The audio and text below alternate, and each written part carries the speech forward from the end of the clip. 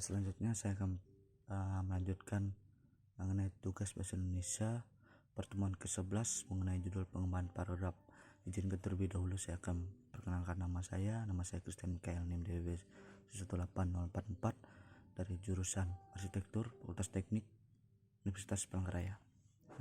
Sini saya akan menjelaskan kalimat-kalimat topik yang merupakan inti gagasan penulisan itu harus dikembangkan dengan kalimat-kalimat penjelas. Pengembangan paragraf itu sendiri caranya dapat ditempuh adalah dengan kata-kata tersisi yang berupa konjungsi dan ungkapan penghubung antara kalimat, mengulang kata-kata kunci, menggunakan kata ganti atau mendaya gunakan ketepautan isi. Sebab paragraf dikembangkan menurut sifatnya, pengembangan paragraf dapat dilakukan dengan satu pola tertentu dan dapat pula dengan kombinasi dua pola atau lebih. Ada beberapa metode pengembangan paragraf, antaranya adalah sebagai berikut, yaitu kronologi, ilustrasi, dan analogi. Baik, di sini saya akan menjelaskan mengenai kronologi. Pengembangan paragraf secara kronologi atau namanya disusun menurut susunan waktu.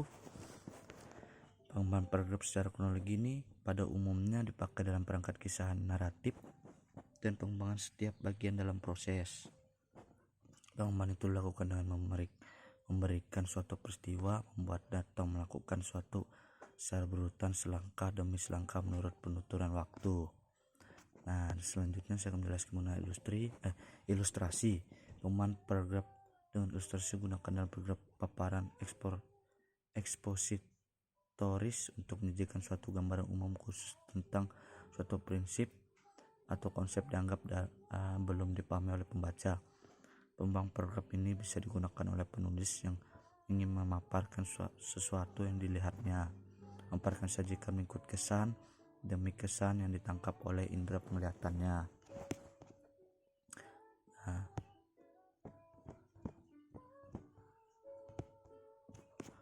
Dan di sini juga saya akan menjelaskan mengenai definisi. Pengembangan paragraf ini digunakan apabila seseorang penulis bermaksud menjelaskan suatu istilah yang mengandung suatu konsep dengan tujuan agar pembaca memperoleh pengertian yang jelas dan mapan mengenai hal itu.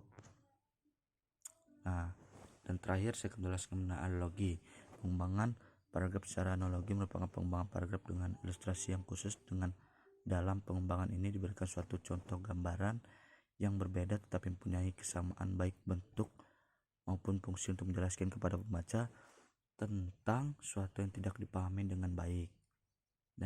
Pengembangan paragraf dengan menganalogi sesuatu dengan benda yang sudah diketahui oleh umum dapat mempermudah pembaca membayangkan objek yang dilukis itu.